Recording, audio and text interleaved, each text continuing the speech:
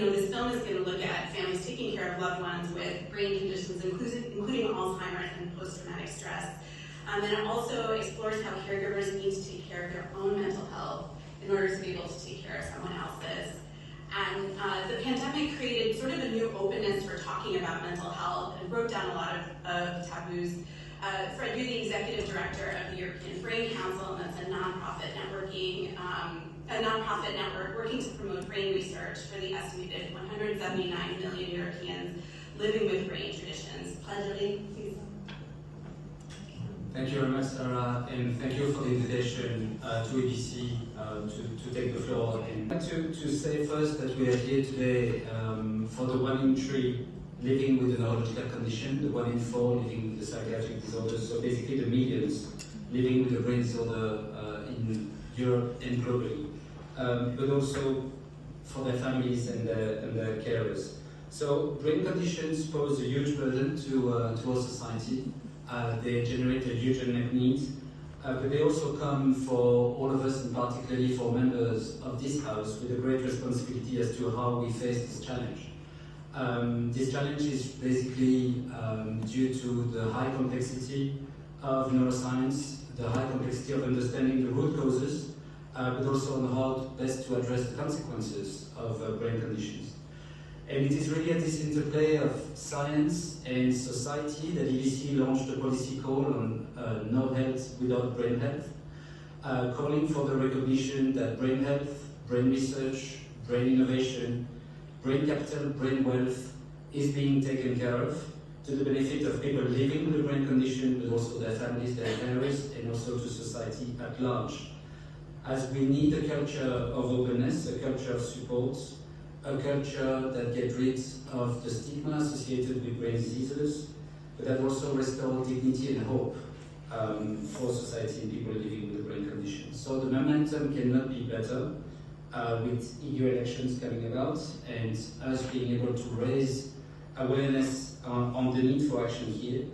The work has started at EU level with the creation of a brain health partnership, but way more needs to be done, and that's an ongoing plea that EBC and its member organizations are actually conveying in the trail of the global efforts that have been spent by the United Nations, the World Health Organization, and we are really calling for, let's say, a collective vision here and a collective strive in order to achieve those goals. And I'd like really to thank on behalf of EBC, Richard and... Outstanding work. As a veteran of 26 years, I cannot tell you how much it means that somebody brings up such an important issue of not just the people that experience the trauma, but the caregivers, and time again. And oftentimes, because of our policies and restrictions, cannot express that to anybody else. And so they live that trauma hundreds of times over, if not thousands, because it's shared with all of their patients that they're trying to give care to. And to answer your question about the transatlantic initiative, that's easy. That's simple. We do policy. At the end of every policy is a person. And that's why there's a shared connection. And it's not just transatlantic, but it's global. And so, again, thank you very much. I'm really looking forward to seeing this movie. I'm preparing myself because it may remind me of a few things. And, well, sometimes you need to be reminded. And thank you once again, sir, for hosting this very important thing. Relationship in unexpected ways, and Michael Callender is a good person to kind of continue that theme. He's the president of the American Club of Brussels. The club works to forge cross-cultural ties in Belgium and has a long history with American service members and veterans dating back to its founding in the years following the First World War. Family caregivers of injured or disabled veterans in the U.S. face some of the greatest challenges when it comes to years spent providing care to a family member. Military families on average spend twice as many years. So please welcome Michael Callender. A lot of difficulty, but at the same time, a lot of new laughs and a lot of new things I didn't know I could do because of the caregiving that happened over the last 8-9 years now. So I do think also, because it took us 2 years to edit it, Sarah, and so when we hit save, not pause like we did during the movie for you, but when we hit save, I realized as much and as open as I was during the edit process, that probably the difficulties I had and the happiness or all the emotions that were there were probably twice as big than what I thought going through it.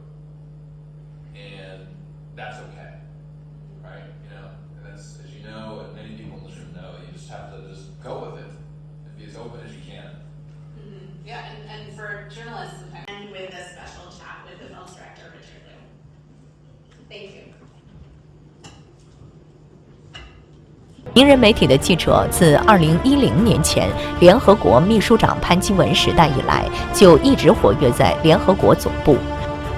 名人媒体通常在现场直播报道联合国总部以及国家代表团在纽约场地举办的活动，包括美国、法国、英国、以色列、德国、俄罗斯、埃及、科威特、保加利亚、乌克兰、摩洛哥和欧盟。